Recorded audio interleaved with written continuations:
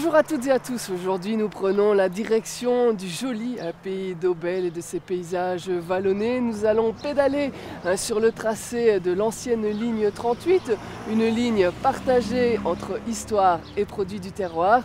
En selle donc pour ce nouveau numéro des chemins du Ravel. Avant de pédaler gaiement sur l'ancienne ligne 38, nous avions ouvert notre grand livre d'histoire. Proche de la frontière allemande, la paisible région d'Aubel était aux premières loges lors des deux guerres mondiales qui ont bouleversé le XXe siècle. Notre mémoire n'avait pas failli.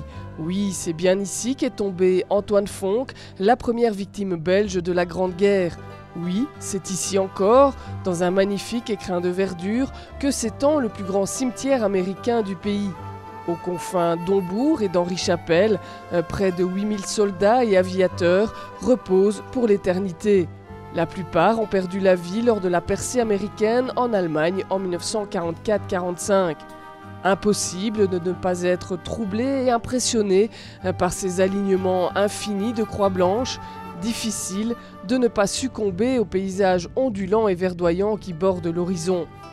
Coup de pédale après coup de pédale, vous traverserez ce pays toujours très nature, royaume des prés souplement galbés où paissent vaches et moutons, s'élancent pommiers et poiriers, subsistent des haies vives.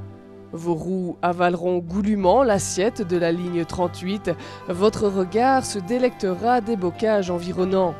Quand il croisera l'église Saint-Jacques-le-Majeur, hissée sur son promontoire, vous ne pourrez résister à la tentation d'une petite halte à Clermont-sur-Berruine. Classée parmi les plus beaux villages de Wallonie, la bourgade est sans conteste la plus typique de la région.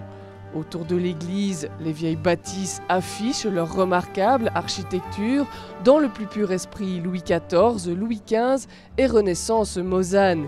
Et puis, comment ne pas rater la maison communale à cheval sur la rue principale, ce qui fait dire qu'à Clermont, on se marie sur la rue. Quelques kilomètres plus loin, alors que les décors seront toujours aussi enchanteurs, un funeste passé rejaillira aussitôt. Audrey de Grange, bonjour, vous êtes journaliste à Télévesbre. Nous sommes ici au fort de Bâtisse. C'est un des nombreux forts qu'il y avait dans la région. Oui, en fait, c'est un des 4 forts qui a été construit dans les années 30, juste avant la Seconde Guerre mondiale, pour renforcer justement la ceinture qui existait autour des forts de Liège. Il y en avait 12, mais qui avaient montré en fait leur inefficacité lors de la Première Guerre mondiale. C'était un verrou important, ce fort de Bâtisse. Oui, parce qu'en fait, on se trouve à 17 km de la frontière allemande. On est situé à proximité de la Nationale 3, donc qui relie en fait Aix-la-Chapelle à Bruxelles. Et donc le fort de Bâtisse, avec ses canons de 120, qui tiraient à 17 km sur les Allemands, c'était un fort qu'il fallait absolument faire sauter, car il empêchait toute circulation. C'est un fort qui a bien résisté. Mais qui est tombé malheureusement, qui est bien conservé, qu'on peut visiter. Alors on peut le visiter une fois par mois, le dernier samedi du mois, dans la période de mars à novembre, ou alors sur réservation. Alors c'est un fort qui est toujours bien conservé parce qu'il fait partie toujours de la défense nationale, et surtout son entretien et sa préservation sont assurés par une équipe de bénévoles vraiment passionnés. On en a rencontré un, René Kuhn. Je propose peut-être de découvrir son portrait et le portrait du fort de Bâtisse dans ce reportage.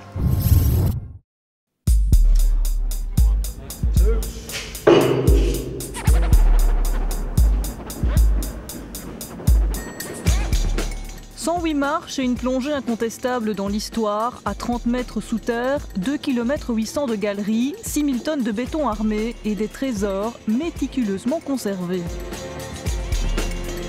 Nous sommes ici dans un endroit du fort qu'on appelle la salle des machines, et c'est en fait la centrale électrique qui fournissait toute l'électricité dont le fort avait besoin.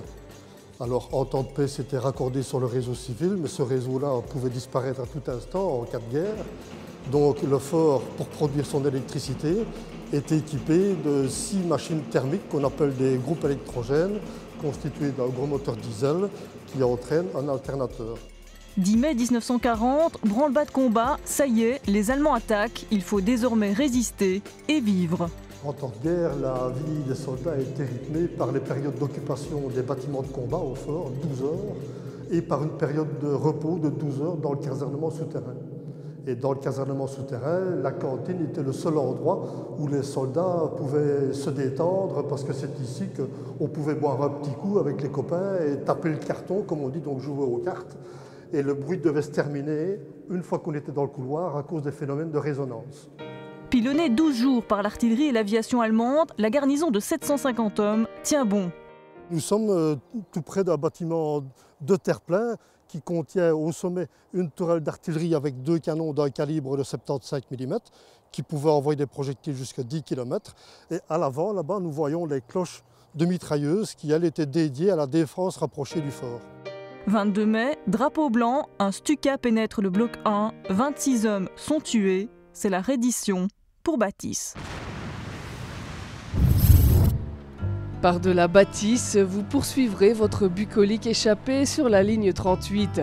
Créée en 1869, elle avait pour but premier d'acheminer les minéraux allemands et d'exporter la houille liégeoise. Mettant le plateau de Herve en relation ferroviaire directe avec la ville de Liège, elle voit rapidement son transport de marchandises doublé par celui des voyageurs. En 1977, supplantée par le réseau routier, elle est définitivement mise hors service. Georges Wathelet, bonjour. Nous sommes quasi au terminus de notre balade ici en gare de Herve. De tout temps, mais les gares, ça a été des lieux de passage. On essaie de plus en plus de les réhabiliter en lieu de vie. Tout à fait. Certaines communes trouvent parfois une solution plus classique, qui est de faire des appartements ou de les recycler en logements, parfois même des logements sociaux. Ici, c'est un petit peu différent. Ici, on a joué la vocation à la fois touristique et gastronomique. Exactement. Chemin du Rail apprécie beaucoup le recyclage qui a été fait ici parce qu'il associe la gare à la nouvelle vie de la ligne 38 en proposant un office de tourisme, un centre où on peut goûter les produits du terroir, le fromage de Herve entre autres, les produits d'Aubel, dits naturels comme dit le slogan.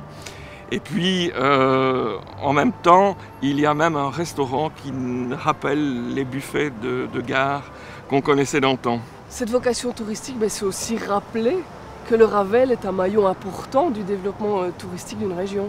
Exactement, ça permet aux gens de s'informer et les cyclistes s'arrêtent très souvent ici pour demander des informations sur où ils peuvent loger ou bien quel est l'état du chemin, que vont-ils voir ou que peuvent-ils voir plus loin sur leur route.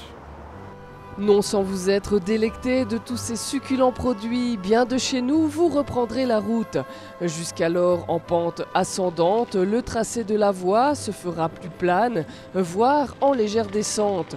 Bientôt, les premiers terris se dessineront et les portes de Liège s'ouvriront.